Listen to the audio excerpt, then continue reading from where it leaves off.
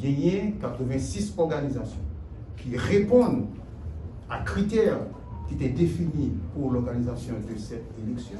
Ils ont participé. Dans l'élection, ça, c'est un exercice démocratique, bien sûr. Moi-même, j'ai des gens, moi, j'ai gagné 81 voix. Et que le candidat qui est venu après a gagné 3 voix. Et en troisième et dernière position, tu as gagné 2 voix. Résultat de l'élection, ça, ils transmettent à Conseil présidentiel de transition pour suivi.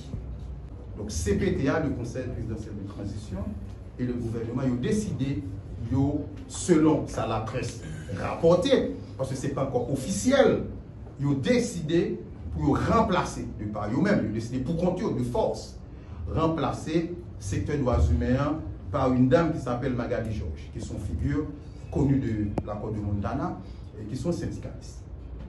Moi-même, comme juriste, comme représentant et secteur droits humains, moi je dis si c'est vrai, si c'est vrai, bon précédent malheureux qui créé et là qui va hypothéquer tout le processus. Et je vais faire les considérations que voici. Un monde qui t'a accepté et que un secteur qui font élection et puis, on est 2-3 monde d'arrelo, comme ça on parle avant. Et puis, on t'a dit comme ça, pour aller remplacer le monde. Si tu acceptes ton bagage comme ça, on va quitter nous-mêmes, faire déduction par nous. On va gagner une conclusion. C'est même faire conclusion. Ce n'est pas seulement la Constitution. C'est aussi le droit international des droits de l'homme. Parce qu'il y a la Déclaration universelle des droits de l'homme. On a par exemple l'article 21 qui consacre le droit de participer aux affaires publiques. Et même article ça, reprennent par les principaux instruments internationaux de protection des droits de l'homme, à savoir, par exemple, le pacte international sur rapportant aux droits civils et politiques, ainsi que la Convention américaine relative aux droits de l'homme. Mais à part de ces textes que nous considérons comme des instruments internationaux de protection des garanties des droits de l'homme, il y a les principes démocratiques. Parce que la démocratie repose sur la participation citoyenne. C'est citoyen qui s'est pilier essentiel même de démocratie. Maintenant, nous avons constaté le 18 septembre 2024, Conseil électoral, le Conseil présidentiel de transition, publié ou bien nommé un Conseil électoral de 7 membres, sans explication. Alors, nous tous nous connaissons la Constitution, elle dit, il est consacré un Conseil électoral de 9 membres. Donc nous-mêmes, nous sommes dans l'observation, parce que il y a un ensemble d'organisations qui fait choix de nous, qui demandent nous pour nous représenter dans le processus-là. Donc nous-mêmes, nous avons fait un ensemble de revendications. Parce que l'organe droit, c'est pour revendiquer. Et c'est à vous connaître en termes de plaidoyer, en termes de droit, c'est-à-dire pour revendiquer droit lorsque il est violé. Donc l'organisation doit assumer ça, et mener un ensemble de processus.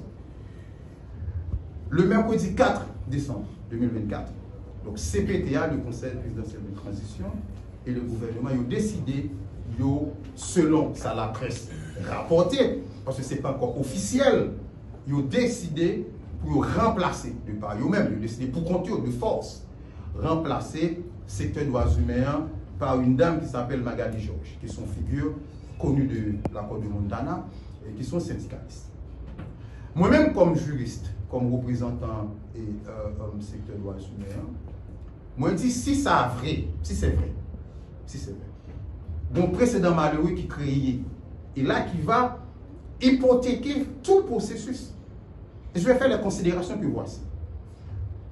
Un monde qui t'a accepté et que un secteur qui font élection et puis, on est 2-3 monde d'arrelo, comme ça on parle avant.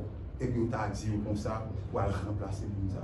Si tu acceptes ton bagage comme ça, on va quitter nous-mêmes, faire déduction par nous. On va gagner une conclusion. C'est même faire conclusion. Si le Conseil électoral chargé d'organiser les élections générales, le référendum, qui pourrait permettre que les citoyens soient capables d'exercer ce droit démocratique, à savoir choisir ses représentants, choisir ses gouvernants, le citoyen, c'est-à-dire le monde qui est là pour agir pour lui-même, parce que nous ne sommes pas en démocratie directe. Et puis, lorsque citoyen, ça lui-même, il va choisir le représentant de qui ça va passer. C'est la première question qu'on doit se poser. Est-ce que monde accepte ton bagage comme ça? La deuxième question, ou bien encore deuxième considération que m'a fait sur ça, si le conseil présidentiel prend une telle décision, si, parce que je n'ai pas encore vu l'arrêter, c'est pas vrai. Donc, de manière consciente ou inconsciente, la transition lit déjà soulevé de grandes préoccupations. Quand je parle de transition, pas oublier que nous sommes dans une période exceptionnelle. C'est-à-dire que vous parlez président élu, mais au un processus qui est mené conjointement pour arriver à sortir le pays de l'impasse de cette crise, dans la grande crise post-86. Donc, CPT qui a un mandat pour mener transition, conformément à l'accord du 3 avril, y compris la Constitution, parce que même que nous sommes dans une période exceptionnelle, mais en matière de gouvernance publique, en matière de gouvernance tout court, on se réfère toujours à la Constitution, parce qu'il s'agit d'agir, il est question d'agir pour le compte de la cité, pour le compte de chaque citoyen, pour votre compte, chacun de vous. Donc, c'est peut-être ça qui mandaté pour mener une transition. Si c'est vrai, là, on a un problème. Donc déjà, nous avons sa capacité.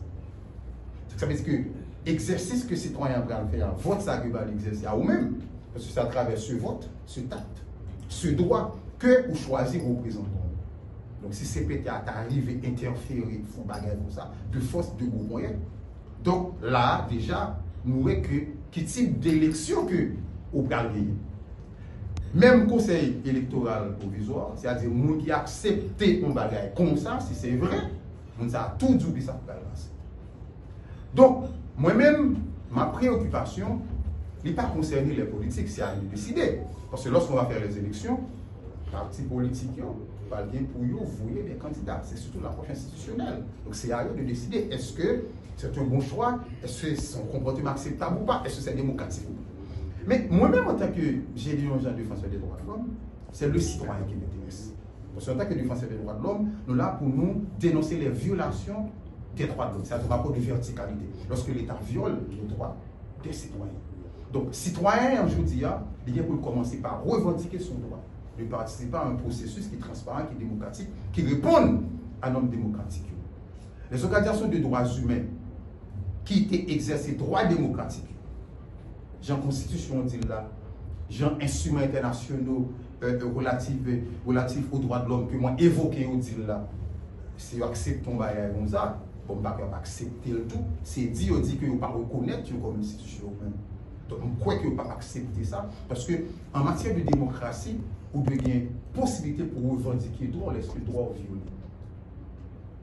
Et chaque citoyen doit préoccuper pour une telle situation, parce que lorsque nous avons processus et que nous avons construit la démocratie, mais c'est comportement nous qui va déterminer qui gens gouvernants, qui gens dirigeants pour comporter. Donc chaque monde a une responsabilité. Non, ça, d'abord le CPT qui a le mandat, la mission de mener, de diriger la transition, conformément à l'accord du 3 avril, mais de manière plus large, conformément au principe démocratique. Il y a Mme Magali Georges qui accepte ton bagage comme ça de l'accord de Montana. On a quitté nous tirer pour conclusion par nous. Il y a une organisation de droits humains, c'est pour faire avec nous ces droits que vous gagnez. Parce que c'est organisation qui pas oublier que le droit ça, il est reconnu, il est consacré par la Constitution. Ce n'est pas le monde qui décide qui l'organisation ou pas. Non, non, non. C'est le travail qui a reconnaissance comme organisation de droits humains. C'est la Constitution qui dit que vous avez un droit pour former, pour créer une association. C'est ceux internationaux qui votent ça. C'est pas moi qui décide est-ce que vous avez une organisation ou pas. Moi, je ne peux pas décider. Je ne peux pas décider si on a une organisation ou pas. C'est eux-mêmes qui pour décider de par eux-mêmes. Donc, moi, je pense que moi-même, je ne peux pas dire plus que ça. C'est important que je clarifie la question ça, soit à travers surtout à travers des interrogations. Et moi, remercier toute organisation droits humains qui estime que nous sommes capables de représenter, aider à accompagner dans ce processus-là. Et tout l'autre secteur, bien évidemment, le secteur politique, société civile, etc., la jeunesse, qui croit que nous sommes capables d'aider dans cette dynamique-là. Parce que la démocratie, c'est une construction. Ce n'est pas rhétorique au bon matin, on fait démocratie. La démocratie, ça se construit via l'engagement citoyen. Lorsque le citoyen s'engage, c'est là qu'on commence par construire la démocratie. Donc c'est pour moi qui peut agir pour vous, mais c'est lorsque vous-même vous agissez, ou conscient de responsabilité, de rôle, d'importance, de droit dans le système démocratique. Donc, moi je pense que, je dis, il était important pour moi de clarifier ça, et que moi je dis merci à toute organisation de droits humains, à tout l'autre secteur qui estime que moi suis capable de porter une contribution pour eux dans le processus démocratique. Okay? Comme il y a des représentants d'organisations qui là, même si vous voulez, vous êtes capable de placer mots, qui ouvrent son opportunité, qui ouvrent en tant qu'organisation qui est votée, qui est désignée au candidat, pour vous-même vous dire ça.